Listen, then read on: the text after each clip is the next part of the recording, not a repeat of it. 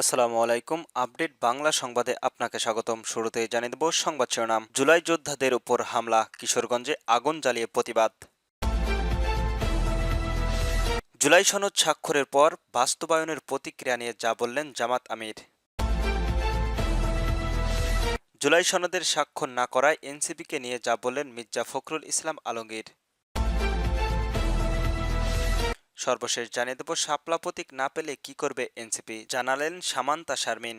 শুনছিলেন সংবাদ শিরোনাম, এবার বিস্তারিত।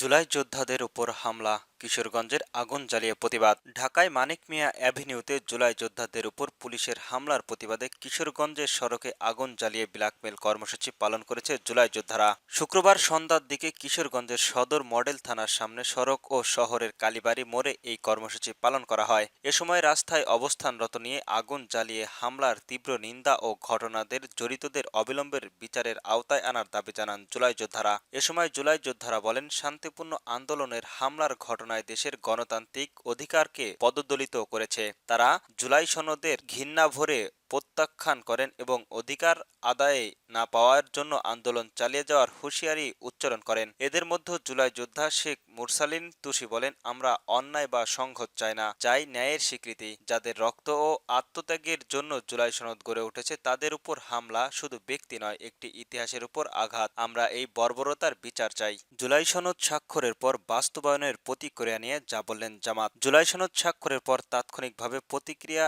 এর আইনি ভিত্তি এবং বাস্তবায়ন প্রতিক্রিয়া নিশ্চিতের উপর জোর দিয়ে বাংলাদেশ জামাত ইসলাম দলটির নায়েব আমির ডক্টর সৈয়দ আবদুল্লাহ মোহাম্মদ তাহের বলেছেন, আজকের স্বাক্ষরের মাধ্যমে আমরা সনদের একমত হয়েছি, তবে এর আইনি ভিত্তি কখনো বাকি রয়েছে। সরকারের উচিত তা দ্রুত নিশ্চিন্ত করা। শুক্রবার 17 অক্টোবর সন্ধ্যায় জুলাই সনদ স্বাক্ষর শেষে সাংবাদিকদের সঙ্গে আলাপকালে একথা বলেন তিনি। এদিকে জামায়াতের ইসলামী সহকারী সেক্রেটারি জেনারেল হামিদুর রহমান আজাদ গণমাধ্যমকে বলেছেন, 5 দিনের অব্যাহতভাবে আমরা আলোচনা করেছি।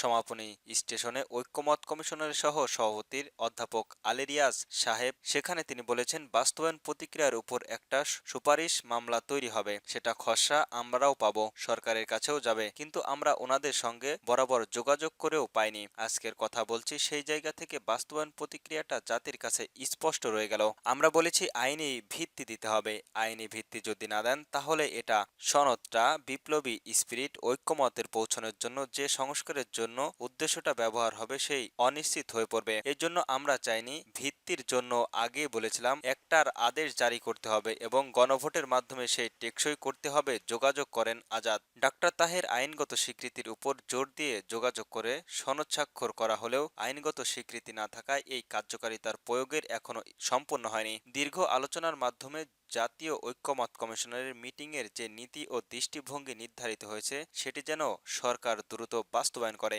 জুলাই সনদে স্বাক্ষর না করায় এনসিপিকে নিয়ে যা বললেন মির্জা ফখরুল। জুলাই সনদ স্বাক্ষরের অনুষ্ঠানকে একটি ঐতিহাসিক মুহূর্ত বলে উল্লেখ করেছেন বিএনপির মহাসচিব মির্জা ফখরুল ইসলাম আলমগীর। সেই সঙ্গে জুলাই সনদে সই না করায় জাতীয় নাগরিক পার্টির এনসিপির বিচক্ষণতার অভাব বলে মন্তব্য করেছেন তিনি। শুক্রবার 17 অক্টোবর জুলাই সনদ স্বাক্ষর অনুষ্ঠানের পর বিবিসিকে দেওয়া সাক্ষাৎকারে তিনি এমন মন্তব্য করেন। মির্জা ফখরুল বলেন, আমাদের রাজনৈতিক দলগুলো যে সবাই দায়িত্ব ভূমিকা পালন করে তা আজকে আরেকটা নির্দেশনার দিক দেখা গেল। জাতির প্রয়োজনে, রাষ্ট্রের প্রয়োজনে সব দলগুলো এক হয়ে কাজ করতে পারে। যেসব দল এতে স্বাক্ষর করেনি তারা আরও কথা বলবে, স্বাক্ষর করতে পারবে এবং আশাবাদ জানাবেন তিনি। জুলাই সনদ অনুষ্ঠানে এনসিপি না থাকায় ভুল বোঝাবুঝি হয়েছে বলে মনে করেন মির্জা ফখরুল। তিনি বলেন, আমাদের আলোচনায় ঐক্যমত কমিশনের যে আলোচনা হয়েছে তা প্রায় সব ব্যাপারে পজিটিভ ছিল। এ ব্যাপারে সমস্যা রয়েছে সেটা আলোচনার মাধ্যমে পরেও এই ব্যাপারে আলোচনা করতে পারত। এটা নিয়ে আমরা পরে আর বসতে পারতাম, কথা বলতে পারতাম। আমি মনে করি এটা বিচক্ষণতার অভাব রয়েছে বলে তাদের কাছে মনে হয়। তবে এটাকে বিরক্ত বলে মনে করছি না বিএনপির মহাসচিব, তবে তারা ভুল বুঝতে পারে এবং তারা সঠিক জায়গায় এসে পৌঁছাবে বলেন মির্জা ফখরুল। তবে বিভিন্ন প্রসঙ্গের বিতর্কিত জায়গায় রয়ে গেল কিনা সেই প্রশ্নের জবাবে তিনি বলেন, এটা কখনো কোনো দেশেই কোনো কালেই কোনো কিছুই পিছু ছাড়বে না। আমরা দুর্ভাগ্যক্রমে আমাদের স্বভাব হচ্ছে যে আমরা বিতর্ক করতে খুব পছন্দ করি, তবে সবকিছুর মধ্যেই যা হয়েছে তা গ্রেট অ্যাচিভমেন্ট বা বড় অর্জন বলে উল্লেখ করেছেন তিনি। শাপলা প্রতীক না পেলে কি করবে এনসিপি, জানালেন সামান্তা। জাতীয় নাগরিক পার্টির এনসিপির জ্যেষ্ঠ যুগ্ম আহ্বায়ক সামান্তা শারমিন বলেছেন, শাপলা প্রতীক হিসাবে চেয়েছি পার্টির হওয়ার পরপর। এটা আমরা মেসেজ দিয়ে রেখেছি এবং যখন বলেছি তখনই কিন্তু এই ব্যাপারের কোনো আপত্তি জানানো হয়নি। যখনই আমরা পদযাত্রা থেকে আসলাম তারপর থেকেই এই বিষয়টা শুরু হয়েছে। সম্প্রতি যুগান্তর মাল্টিমিডিয়াকে দেওয়া এক বিশেষ সাক্ষাৎকারে তিনি এসব কথা বলেন। সামান্তা শারমিন বলেন, পদযাত্রা চলাকালে 15 দিন পরেই আমরা খবর পেলাম যে শাপলা প্রতীক না দেওয়া হতে পারে।